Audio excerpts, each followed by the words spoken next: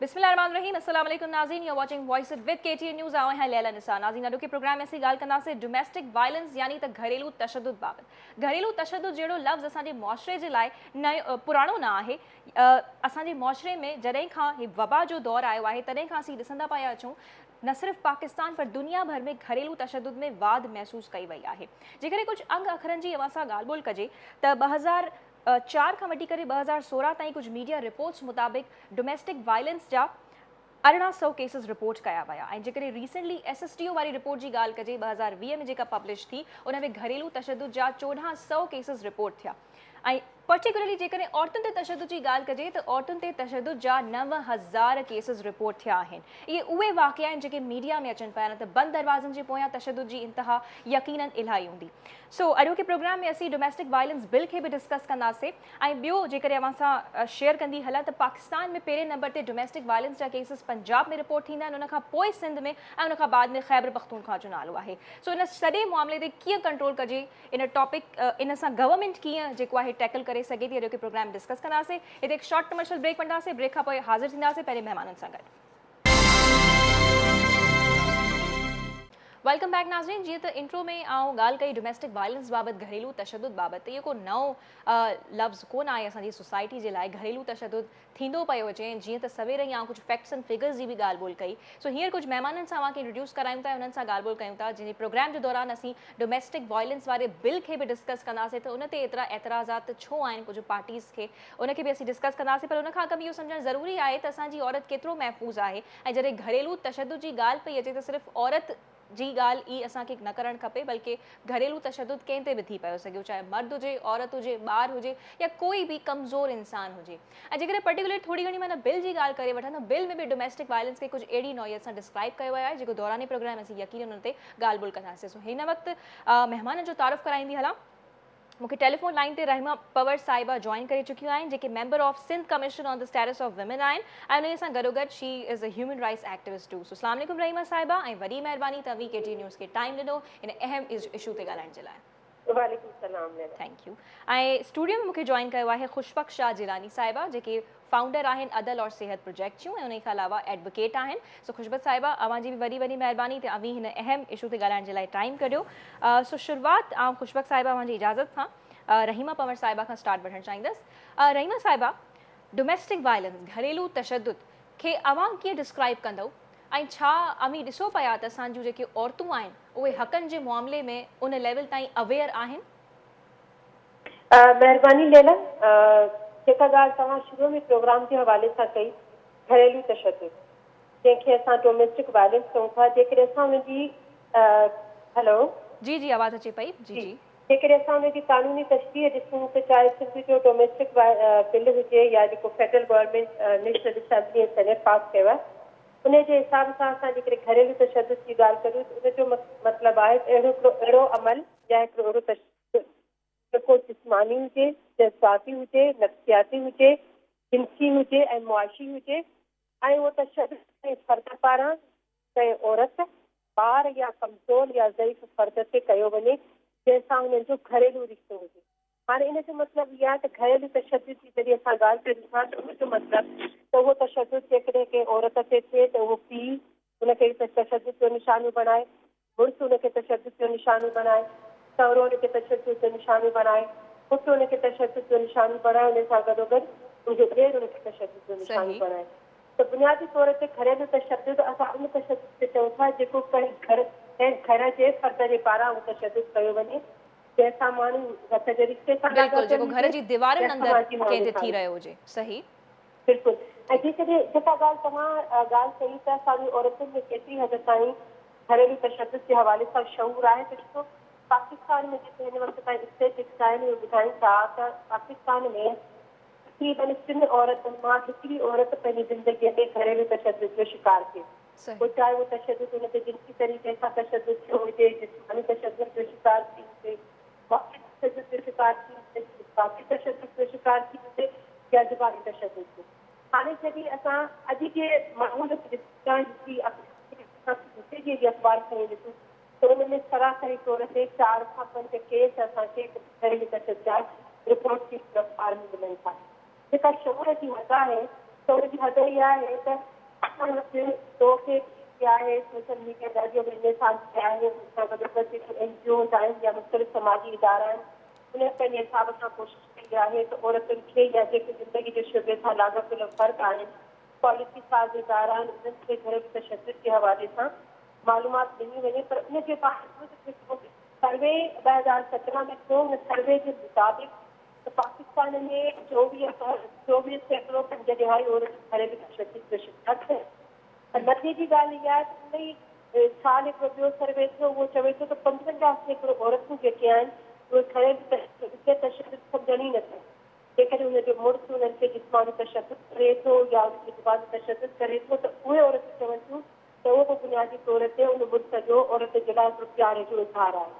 त हाणे तव्हां ॾिसो त जेका शऊर जी जेका सतह आहे तशदुद जे हवाले सां उहो इहा आहे असां जंहिं समाज में रहूं था उते जॾहिं हिकिड़ी औरत जी शादी थिए थी त माई खे चवनि था त भई हाणे तूं कंहिं घर में वञी पई उतां त तुंहिंजो मरी मंझो निकिरे तुंहिंजो मुड़ुसु भले तोखे कहिड़े तरीक़े सां बि रखे पर तोखे हुन घर में रहणो आहे ऐं हाणे असां कल्ह वारे केस में ॾिसूं था जेको केस थियो आहे पुरतलैंड जो हुन में तव्हां ॾिसो त केॾी बेदर्दीअ सां हुन औरत खे हुनजे मुड़ुसु तशदुद करे मारियो आहे चई माउ इहा असांजे समाज में आई वाक़िया अचनि पिया अभी कुछ फैक्ट्स एंड फिगर्स भी कोट कयूं अवां जी तरफ़ बिल्कुल हिकु दफ़ो ॿीहर बि वापसि ईंदसि स्टूडियो में खुशबक शाह जिलानी साहिबा मौजूद आहिनि उन्हनि जी तरफ़ बि हलूं पिया उन्हनि सां बि गुफ्तगू कयूं पिया खुशबक साहिबा अभी घरेलू तशदुद खे कीअं पिया ॾिसो बीइंग अ लॉयर त जीअं रहीमा साहिबा डिफाइन कयो त साइकोलॉजिकल हूंदो आहे फिज़िकल हूंदो आहे वर्बल हूंदो आहे इमोशनल हूंदो आहे इकोनॉमिक बि हूंदो आहे त कानून में बि इहा ई डेफिनेशन आहे जेको असां वटि सिंध वटि कानून मौजूदु आहे डोमेस्टिक वायलेंस एक्ट उनमें ईअं ई डिफाइन थियल आहे त इहे तमामु शयूं जेकियूं आहिनि दे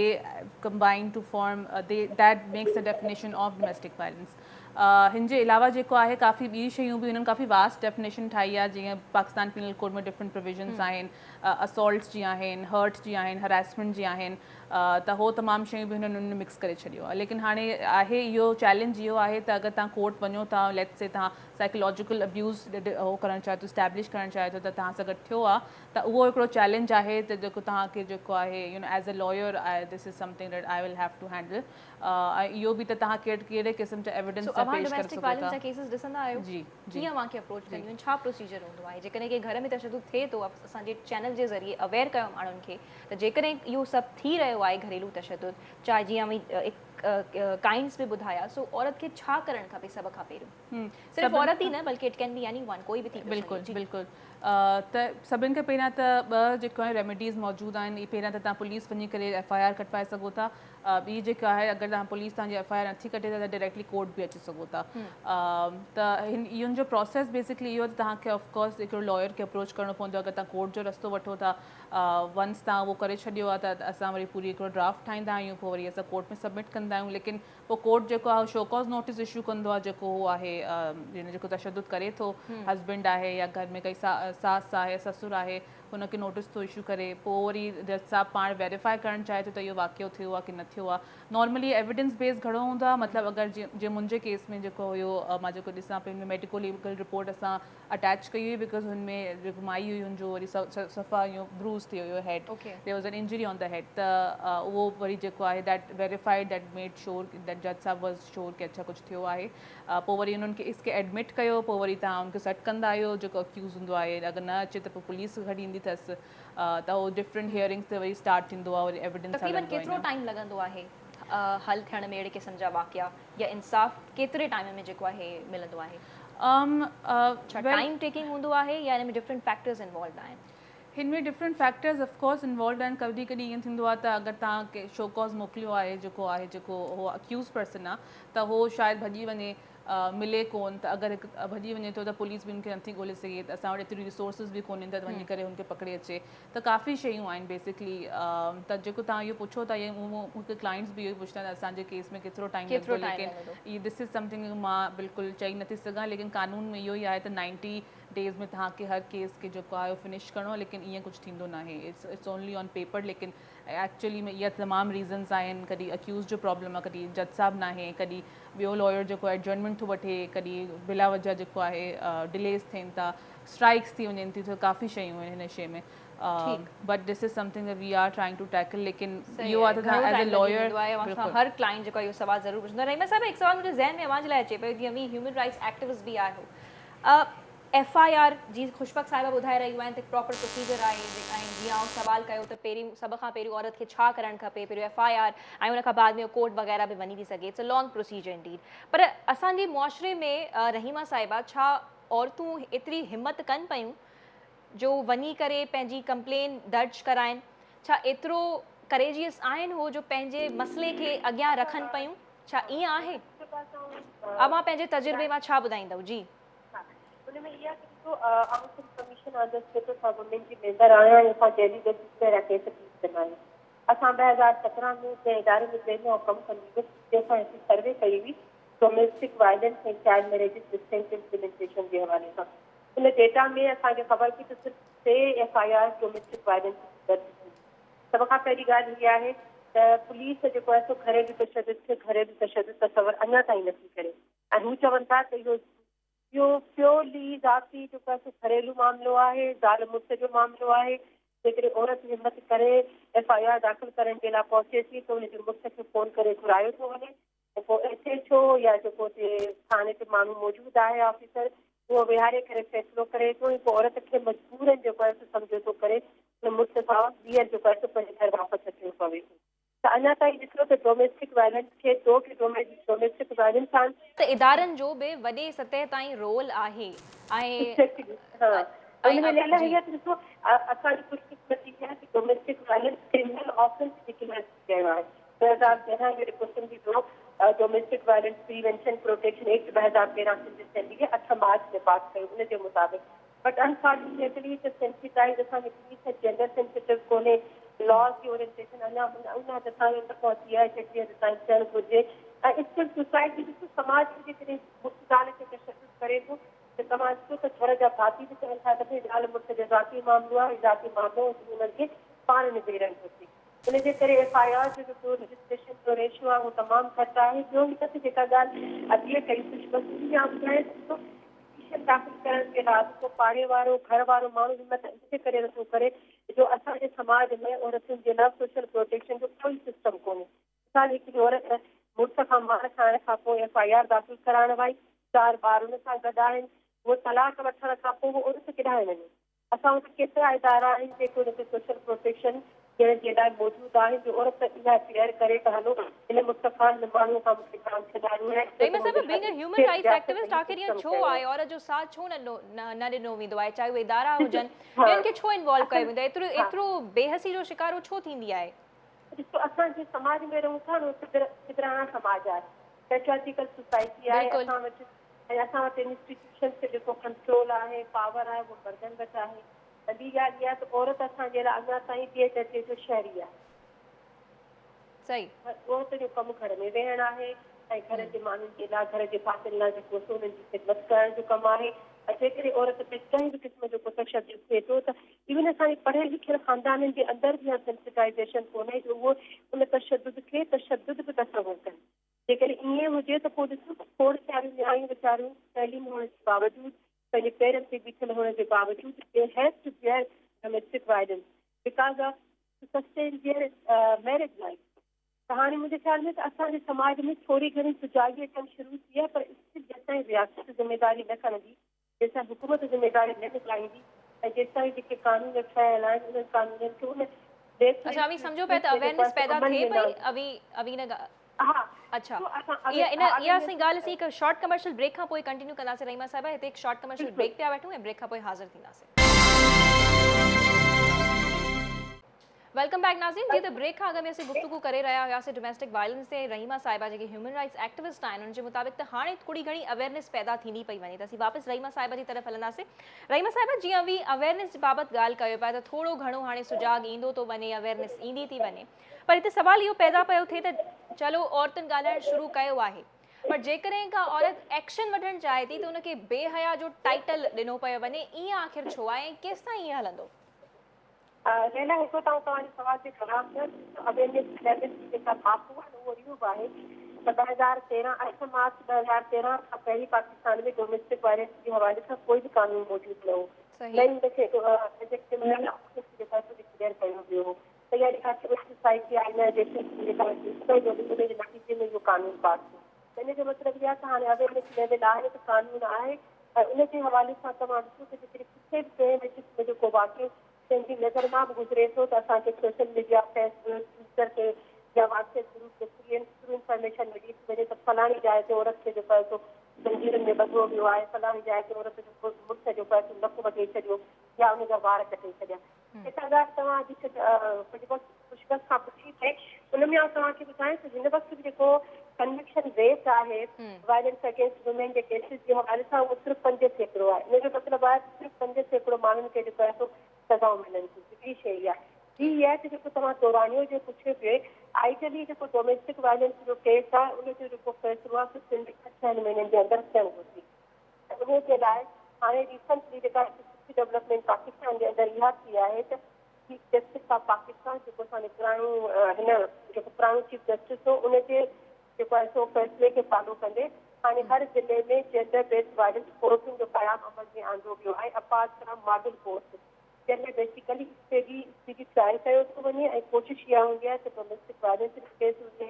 चाइल्ड मैरिज जो केस हुजे या रेप केस हुजे त उनजो फ़ैसिलो जेको आहे सो 3 महीननि खां 6 महीननि जे अंदरि कयो वञे। ठीक इहो सवाल आउं खुशबक साहिबा सां बि करणु चाहींदसि ऐं मज़ीद अवां सां बि गुफ़्तगू खे असीं जारी रखंदासीं। खुशबक साहिबा जॾहिं का औरत एक्शन वठंदी आहे बि पंहिंजे केसिस जो बि असांखे तजुर्बो ज़रूरु शेयर कजो ऑडियंसिस सां त छा ईअं थींदो आहे त उनखे बेहया जो टाइटल ॾिनो वेंदो आहे त एटलीस्ट उहो पंहिंजे हक़ जे लाइ ॻाल्हि पई करे त ईअं छो आहे असांजे मुआशरे में being a woman being a lawyer अवां छा चवंदो हिन बाबति? न इहे ई जीअं रहीमा साहिबा बि चयो त असां वटि एतिरी अवेयरनेस कोन्हे एंड चूंकि इहो हाणे अवेयरनेस पैदा थींदी पई वञे हाणे थिए थी थोरो एक्शन्स वठनि था एंड बिकॉज सोशल मीडिया बि हाणे आहे ऐं सभिनि वटि एक्सेस बि आहे इवन रूरल एरियाज़ में टिकटॉक यूट्यूब हे सभु तमामु शयूं माण्हू यूज़ कनि था त आई थिंक एक्सेस बि वधे थो हिन वजह टेक्नोलॉजी वजह सां। बाक़ी ॿी ॻाल्हि इहा आहे जेकी तव्हां चई त हिकिड़ो इहो सोशल एटमॉस्फेयर असांजो ईअं आहे because V live in a patriarchal society असांजी मेल डोमिनेंस आहे ऐं इहो पूरो असांजो कल्चर जेको आहे उहो डोमिनेट ई इहो नैरेटिव कंदो आहे त मतिलबु जेकी औरत आहे उहो घटि आहे जी औरत बिल्कुलु बिल्कुलु ऐं इवन फैमिली लॉज़ में बि अगरि तव्हां ॾिसो त जेका केसिस आहिनि अगरि काई माई आहे उहो खुला बि वठे थी या पोइ पंहिंजे ॿारनि जी कस्टडी बि वठे थी हुनखे बि ग़लति सम्झो वेंदो आहे त इहा त मतिलबु ओवर क्रिटिकल हिकिड़ी अप्रोच असांजे मुआशरे जी जनरली आहे त हिन में ऑफकोर्स तव्हांजो सोल्यूशन इहो ई हूंदो त तव्हां अवेयरनेस क्रिएट कयो ऐं तव्हां जेका ग्राउंड लेवल ते बिल्कुलु बिल्कुलु या त मतिलबु अगरि माई ईंदी आहे इफ शी कम्स फॉरवर्ड त अगरि हुनजी फैमिली सपोर्ट थी करे मोस्टली अगरि फादर सपोर्ट था करनि त पोइ उहो केस एंड ताईं हलाईंदियूं आहिनि। लेकिन अगरि अहिड़ी काई ॻाल्हि न आहे त या त अगरि बिल्कुलु हिमत वारियूं आहिनि त बिल्कुलु एंड ताईं पाण अकेले खणी वेंदियूं आहिनि या त वरी विच में चवंदियूं आहिनि असांखे विड्रॉ करिणो आहे। अच्छा पोइ जेकी औरतूं अवां अचनि पयूं केसिस खणी छा उन्हनि खे इंसाफ़ मिलंदो आहे? केतिरे हद ताईं अवां ॾिसंदा आहियो तव्हांजे जेके बि केसिस अचनि पिया त उन्हनि में उन्हनि खे इंसाफ़ प्रॉपर मिली वेंदो आहे?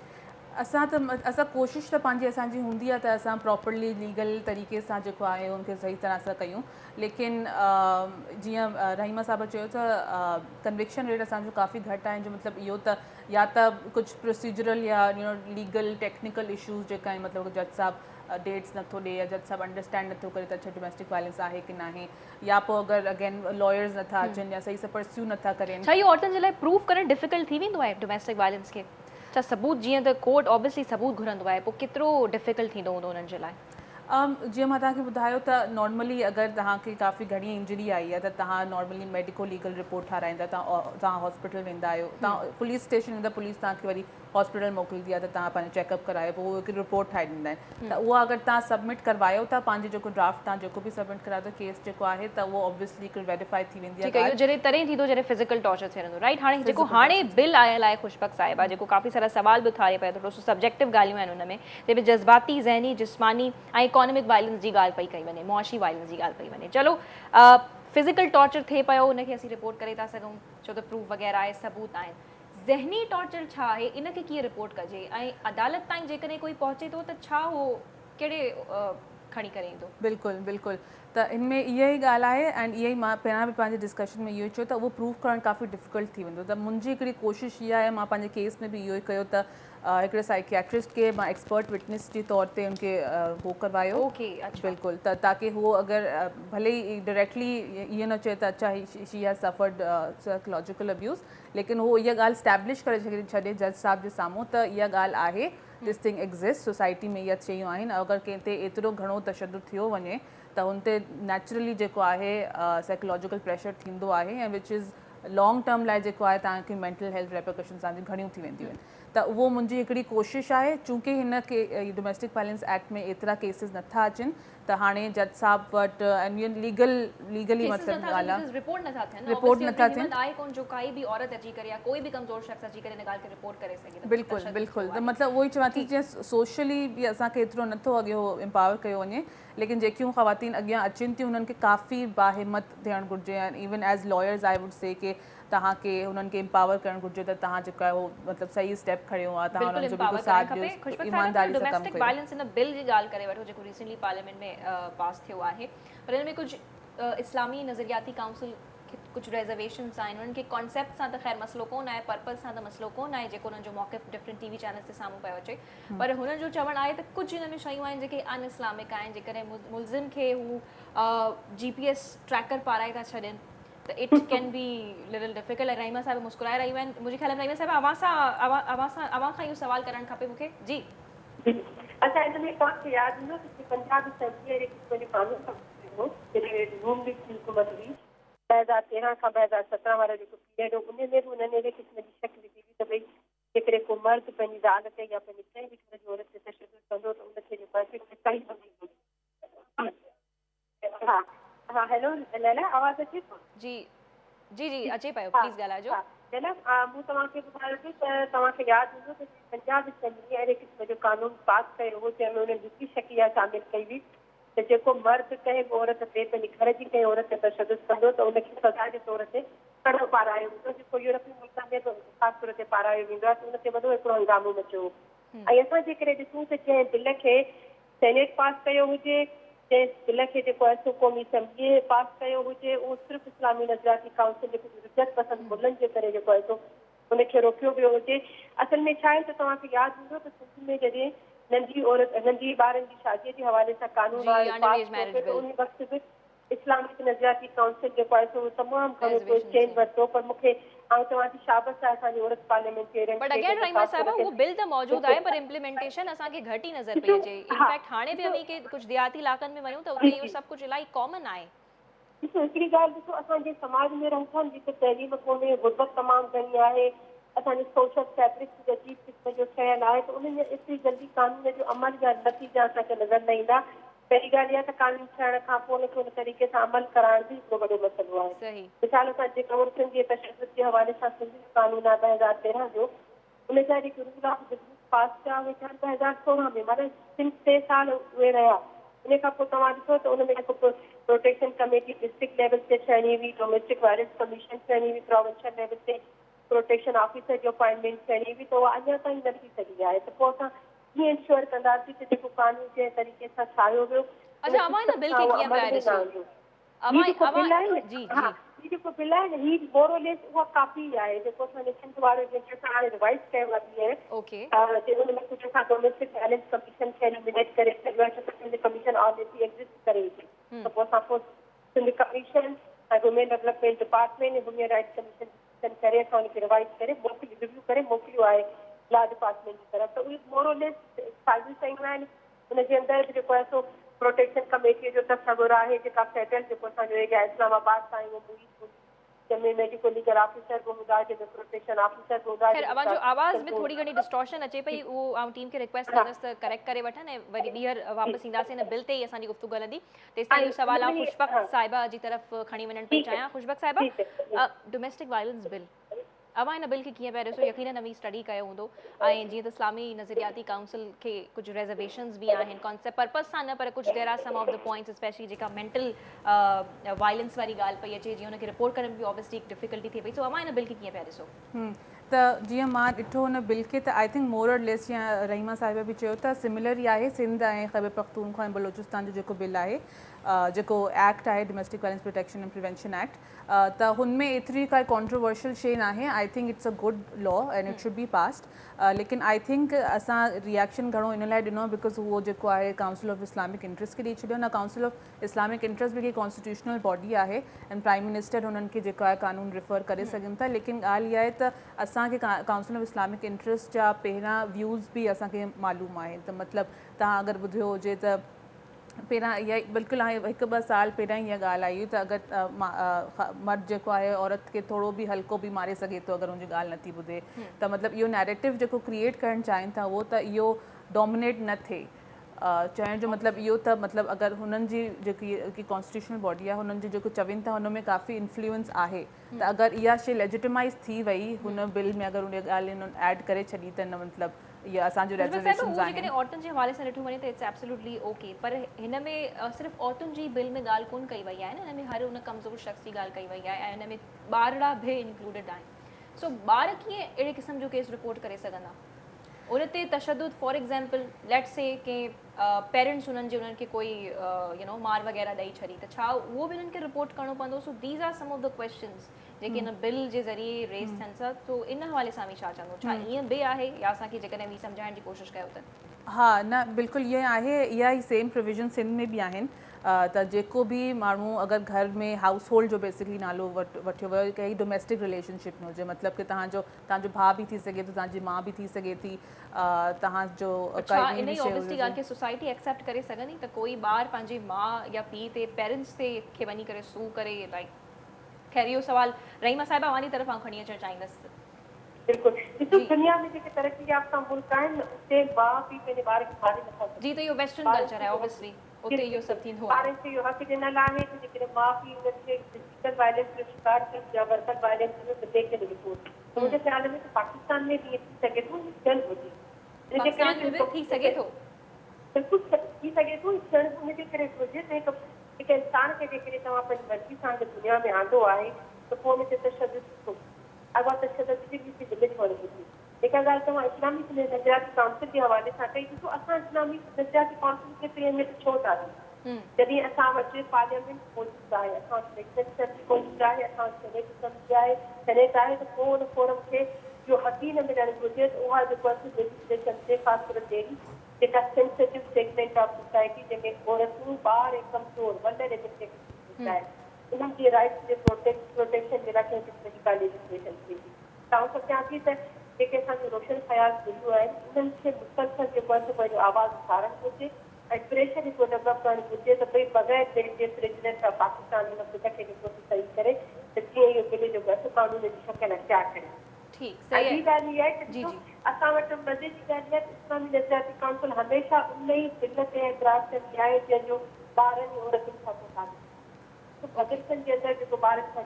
सोमाने मुताबिक बिल में काई भी अहिड़ी शइ न आहे जेका अन इस्लामिक हुजे या जंहिं ते कंहिंखे रिजर्वेशंस हुजणु खपनि इज़ दैट सो रहीमा साहिबा हा मूंखे नथो लॻे हुन में मूं पढ़ियो आहे लेकिन हुन में का अहिड़ी शइ आहे जेका इस्लाम सां कंट्रोडिक्शन में आहे असल में इहा जेका पहिरीं ॻाल्हि चई त असां औरतुनि खे ॿिए दर्जे जो शहरी सम्झूं था असांजो पिदराइण वारा समाज आहे असां सम्झूं था त औरत असांजी मिल्कियत आहे हुनजे करे जेकॾहिं औरत खे मारियो वञे थो तव्हांखे यादि